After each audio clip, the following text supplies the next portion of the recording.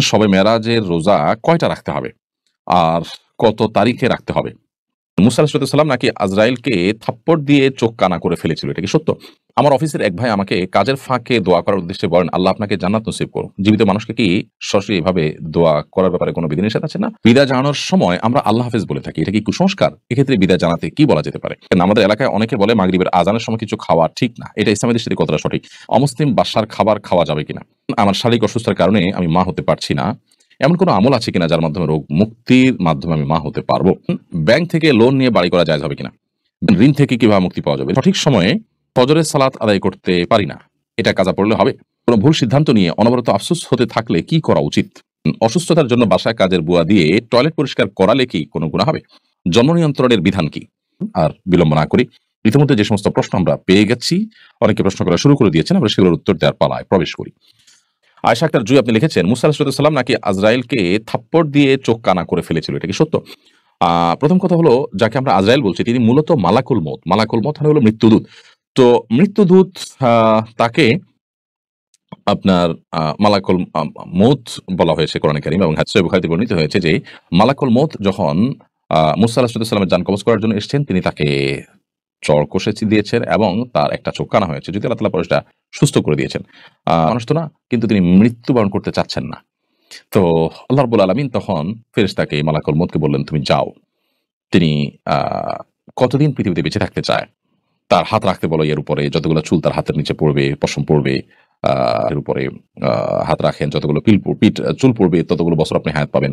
তখন আ মুসা আলাইহিস সালাম বললেন যে, "এরপর?" বলল যে, "এরপর তো মৃত্যুবরণ করতে হবে।" মুসা সালাম বলছেন, "তাহলে আর লাভ কি? মানে একসময় যখন মারাই লাগবে, চলেই যেতে হবে, তাহলে আর লাভ কি?" একজন ঈমানদার প্রশংসনীয় বিষয়, ইবাদত করার জন্য দুনিয়াতে বেঁচে থাকার চেষ্টা করা। দুনিয়া ভোগ করার জন্য নবী বা রাসূল বা আল্লাহর কোন প্রিয় বান্দারা থাকতে চান না মূলত। এখানে সেই ব্যাপারটা ঘটেছে।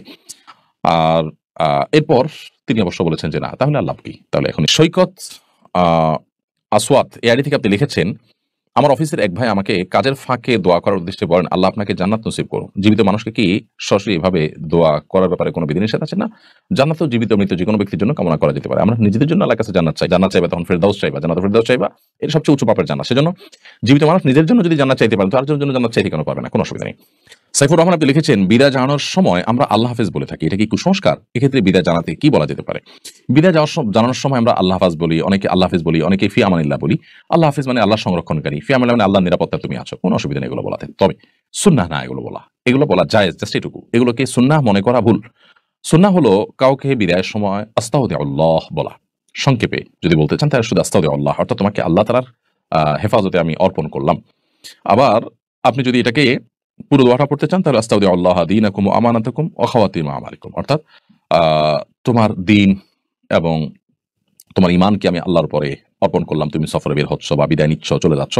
আল্লাহ যেন তোমাকে তোমার ঈমান, তোমার দ্বীনকে হেফাজত করে এবং তোমার শেষ পরিণতি যেন ভালো হয়। ঈমানদার সবসময় আখিরাত রিলেটেড বিষয়গুলোকে নিয়ে ভাববে, কারণ সেটাই তার জীবনের আসল পার্ট। বিধায় সেই জায়গা থেকে আপনি ওই পুরো দোয়াটা পড়বেন। আস্তাউদিআল্লাহ দীনাকুম ওয়া আমানাতাকুম, তোমার দ্বীন এবং তোমার আমানতকে আল্লাহ তাআলা হেফাজত করুক, ওয়া খাওয়াতিম আমালিকুম, এবং তোমার আমলকে আল্লাহ তাআলা বা তোমাদের আমলকে আল্লাহ তাআলা হেফাজত করুক। আর যদি পুরো দোয়া মুখস্থ না থাকে শুধু আস্তাউদিআল্লাহ বললেন। বাকি ফি আমানিল্লাহ বা আল্লাহ হাফেজ, এটাতে ওই দোয়ার মর্ম আসে। আল্লাহ হেফাজত করুক, আল্লাহ নিরাপত্তায় তোমাকে দিলাম। ওই দোয়ারই মর্মটা চলে আসে। নিঝুম নিশি আইডি থেকে আপনি লিখেছেন, আমাদের এলাকায় অনেকে বলে মাগরিবের আজানের সময় কিছু খাওয়া ঠিক না। এটা ইসলামের দৃষ্টিতে কতটা সঠিক? মাগরিবের আজানের সময় কোনো কিছু খাওয়া ঠিক না, এরকম কোনো কথা কোরআন হাদিসে কোথাও বলা হয়নি। এটা একেবারেই কুসংস্কারের জন্য বিশ্বাস। দিন এবং রাত 24 ঘন্টার ভিতরে এমন কোনো সময় নেই যে সময়টাতে খাওয়ার ব্যাপারে শরীয়তের কোনো বিধিনিষেধ আরোপ করা হয়েছে যে এই সময় খাওয়া ঠিক না, এই সময় খাওয়া ভালো না। ঘুমের ব্যাপারে বলা হয়েছে মাগরিবের পরে ঘুমানো ভালো নয় এশার আগে। নবী সাল্লাল্লাহু আলাইহি ওয়াসাল্লাম এই সময়ের ঘুমটাকে অপছন্দ করতেন। এটি এশার নামাজকে রিস্কের মধ্যে ফেলে দিতে পারে। সেটি ভিন্ন বিষয়। বাট এর বাইরে আপনার আ এশার মাগরিবের সময় খানা খাওয়া নিষেধ, পান করা নিষেধ, এরকম কোনো কথা কোন হাদিসে বলা হয়নি। এইচ.এম. রাশিদুল ইসলাম জীবন আপনি লিখেছেন, অমুসলিম বাসার খাবার খাওয়া যাবে কিনা? আমার প্রতিবেশী অমুসলিম, তার বাসা থেকে মাঝে মধ্যে ফল পাঠান। সেটা কি খেতে পারবো? অমুসলিমরা তাদের বাসা থেকে ফল-টল পাঠালে সেটা আপনি খেতে পারেন, কোনো অসুবিধা নেই। তাদের কোনো খাবার যদি আপনার জন্য পাঠানো হয় সেটা যদি হালাল হয় সেটা খেতে কোনো সমস্যা নেই। সাহাবায়ে কেরাম অমুসলিমদেরকে দাওয়াত করে খাইয়েছেন, তাদের বাসায়ও খেয়েছেন। নবী সাল্লাল্লাহু আলাইহি ওয়াসাল্লাম অমুসলিমদের দাওয়াত খেয়েছেন। বিধায় এটা মৌলিকভাবে হারাম করা বিষয় না। তাদেরকে অঙ্গ বন্ধু হিসেবে গ্রহণ করা, তাদের বন্ধু হিসাবে গ্রহণ করে মুসলমানদের শত্রুতার জায়গা নিয়ে যাওয়া, এগুলো হলো নিষিদ্ধ। নিশাত আপনি লিখেছেন, আমার শারীরিক অসুস্থতার কারণে আমি মা হতে পারছি না। এমন কোনো আমল আছে কিনা যার মাধ্যমে রোগ মুক্তির মাধ্যমে আমি মা হতে পারবো? দেখুন বোন, সব অসম্ভবকে সম্ভব করার জন্য আল্লাহর রাব্বুল আলামিনের কাছে কায়মনোবাক্যে চোখের পানি ফেলে দোয়া করতে থাকা উচিত অনবরত। বিশেষ করে দোয়া কবুলের সময়গুলোতে ৫ ওয়াক্ত সালাতের পর, আসরের পর, তাহাজ্জুদের সময়, আরো বৃষ্টির সময় দোয়া কবুল হয়। এরকম দোয়া কবুলের জায়গাগুলোতে বিশেষভাবে দোয়া কবুলের ব্যাপারে সচেষ্ট থাকা উচিত। এর বাইরে আল্লাহর কাছে সাদাকা করা, দুরুদ এবং ইস্তিগফারের আমল করা, দোয়া ইউনুস করা এবং ইব্রাহিম আলাইহিস সালাম এবং জাকারিয়া আলাইহিস সালাম দুজন নবী আল্লাহ তাআলার বার্ধক্য বয়সে আল্লাহ তাআলার কাছে সন্তান পেয়েছেন যে দোয়া করে, সেই দোয়াগুলো আপনি করতে পারেন। রব্বি হাবলি মিনাস সলিহিন, রব্বি লা তাদারনি ফারদা ওয়া আনতা খায়রুল ওয়ারিসিন, এই দোয়াগুলো আপনি পড়তে পারেন এবং আল্লাহ তাআলার কাছে আপনি পরিপূর্ণ মনোনিবেশ করবেন। কিন্তু আপনার মানসিকভাবে প্রস্তুতি থাকা উচিত, যদি আল্লাহ তাআলা আমাকে সন্তান না দেন তাহলে এর মধ্যে আমার কল্যাণ আছে এবং সেটাকে আমি মেনে নিব মানসিকভাবে। সেই সদিচ্ছা আপনার থাকতে হবে। আল্লাহ তাআলা আপনার প্রতি রহম করুক, আমরা দোয়া করছি। ফয়সাল আহমেদ আপনি লিখেছেন, ব্যাংক থেকে লোন নিয়ে বাড়ি করা জায়েজ হবে কিনা? ব্যাংক থেকে লোন নিয়ে যদি বাড়ি করেন তাহলে সেক্ষেত্রে সুদী লোন নিয়ে বাড়ি করলে সেটি অবশ্যই হারাম হবে। মানুষ বেঁচে থাকার জন্য মাথা গোঁজাবার একটা ঠাঁই থাকার দরকার আছে, কিন্তু হারাম উপার্জন করে কিংবা সুদভিত্তিক লোন নিয়ে বাড়ি করার কোনো প্রয়োজন নেই। একজন ইমানদার সুদকে সর্বতভাবে বর্জন করার চেষ্টা করবেন। সেটি যদি না করেন তাহলে তিনি গুনাহগার হবেন। অতএব শুধু লোন নিয়ে বাড়ি করা জায়েজ নয়। আপনি যদি শরিয়া ভিত্তিক লোন নিতে পারেন তাহলে তার পদ্ধতিটা এমন হতে পারে যে যিনি আপনাকে লোন দিয়েছেন তিনি আল্লাহর জন্য দিয়েছেন। সাধারণত ব্যক্তি পর্যায়ে এটা হতে পারে, অথবা যিনি লোন দিয়েছেন বা যে প্রতিষ্ঠান লোন দিয়েছে তারা আপনাকে বাণিজ্যিকভাবে লাভবান হওয়ার জন্য লোন দিয়েছেন, তাহলে সেই ক্ষেত্রে তারা আপনাকে আপনার নির্মাণ সামগ্রী কিনে দিবেন, কিনে আপনার কাছে হস্তান্তর করবেন এবং সেক্ষেত্রে তারা অতিরিক্ত দাম ধরবেন, কিনে অতিরিক্ত দাম ধরে আপনার কাছে সেল করবেন এবং সেটা আপনি কিস্তিতে পরিশোধ করবেন। এভাবে জায়েজ হতে পারে। বাট নরমালি এই প্র্যাকটিসটা ইসলামী ব্যাংকগুলো পর্যন্ত সঠিকভাবে করে না। যদি সঠিকভাবে করতে চায় বা করে তাহলে ইনশাআল্লাহ সেভাবে আপনি লোন নিয়ে বাড়ি করতে পারেন। এইচএম রাজব আলী এআইডি থেকে আপনি লিখেছেন, ঋণ থেকে কিভাবে মুক্তি পাওয়া যাবে? ঋণ থেকে মুক্তি পাওয়ার জন্য প্রথমত সিরিয়াসনেস থাকা উচিত। আমাদের অনেকেই আছি আমরা যাদের সবকিছু সেল করলে, বিক্রি করলে, ছেড়ে দিলে আমাদের ঋণ আদায় করার পথ সুগম হতে পারে, কিন্তু আমরা মনে করি যে স্থাবর সম্পত্তি, আমাদের জমি জমা এগুলো বিক্রি করে আমরা ঋণ দেবো না। আমি ব্যবসা করতে গিয়ে ঋণ হয়েছি, তাহলে আবার ব্যবসা করেই ঋণ দেবো। এই চিন্তাগুলো ভুল। মানুষের পাওনা পরিশোধ করার জন্য প্রয়োজন আপনার জমি বিক্রি করবেন, প্রয়োজনে ভিটা বিক্রি করবেন, প্রয়োজনে যা দরকার তাই বিক্রি করবেন। হ্যাঁ, যদি সেরকম কিছু আপনার না থাকে তাহলে আপনি সিরিয়াসনেসের সাথে চেষ্টা করবেন।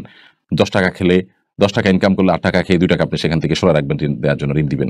এভাবে আপনার চেষ্টা করতে হবে যে মুখের খাবার একটু একটু করে সরা রেখে হলে আপনি ঋণ পরিশোধ করার চেষ্টা থাকবেন। সেই সাথে আল্লাহ তাআলার কাছে দোয়া করবেন, আল্লাহুম্মা কফিনি বিহালালিকা আন হারামিকা ওয়া আগনিনি বিফাদলিকা আম্মান সিওয়াক।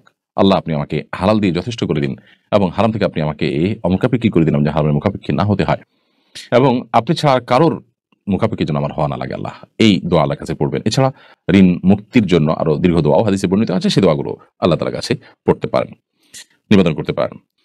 হৃদয় হাসান আপনি লিখেছেন, কোন ভুল সিদ্ধান্ত নিয়ে অনবরত আফসোস হতে থাকলে কি করা উচিত?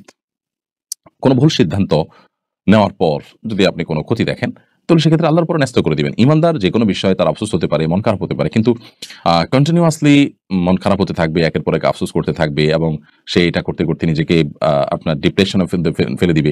এই পর্যায়ে চলে যাওয়া উচিত না, এটা টু মাচ এবং এটা অবশ্যই সীমালঙ্ঘন। ইমানদার প্রত্যেকটা কাজে সীমা জ্ঞান, মাত্রা জ্ঞান তার থাকবে এবং সে বিষয়ে যদি লক্ষ্য না করেন তাহলে সেক্ষেত্রে তার ইমানের দুর্বলতার একটা প্রমাণ হবে। ইমানদার বলবে, অফবিদু আমরিল্লাহ ইন্নাল্লাহা বাসীরুম বিল ইবাদ, যা হচ্ছে আমি আমার পুরো বিষয়টাকে আল্লাহ তাআলার উপর ন্যস্ত করি, আল্লাহ তাআলা তার সব বিষয়গুলোকে দেখবেন।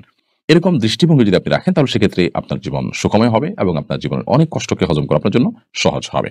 রহিমা খাতুন লিখেছেন, শবে মেরাজের রোজা কয়টা রাখতে হবে আর কত তারিখে রাখতে হবে বলবেন দয়া করে। দেখুন, শবে মেরাজের কোন রোজা কোরআন এবং হাদিসের আলোকে প্রমাণিত নয়। নবী করিম সাল্লাল্লাহু আলাইহি ওয়াসাল্লাম মেরাজ হয়েছে সত্য, কিন্তু কোন তারিখে মেরাজ হয়েছে প্রথমত এই বিষয়টি চূড়ান্ত নয়। এই বিষয়ে যথেষ্ট মত পার্থক্য আছে। দ্বিতীয়ত, নবী করিম সাল্লাল্লাহু আলাইহি ওয়াসাল্লামের মেরাজের দিবস বা মেরাজের রজনীকে কেন্দ্র করে বিশেষ কোনো আমল, সেটা রাত জেগে ইবাদত হোক, দিনের রোজা হোক, মেরাজের দিবসের রোজা 27 রজব হিসাবে, এরকম কোনো কথা কোরআন অথবা হাদিসের কোথাও বর্ণিত হয়নি, প্রমাণিত নয়। যার কারণে মেরাজের রোজা বলতে কোনো বিষয় কোরআন হাদিসের আলোকে অথেন্টিক না। আমরা মেরাজ থেকে শিক্ষা গ্রহণ করব। নবী সাল্লাল্লাহু আলাইহি ওয়াসাল্লাম মেরাজ থেকে সালাত আদায় 5 ওয়াক্ত, আল্লাহ তাআলার অনেকগুলো আদেশ নিষেধ, অনেকগুলো সতর্ক বা কি করণ তিনি এনেছেন, সেই জিনিসগুলো আমরা নিয়ে আসবো ইনশাআল্লাহ।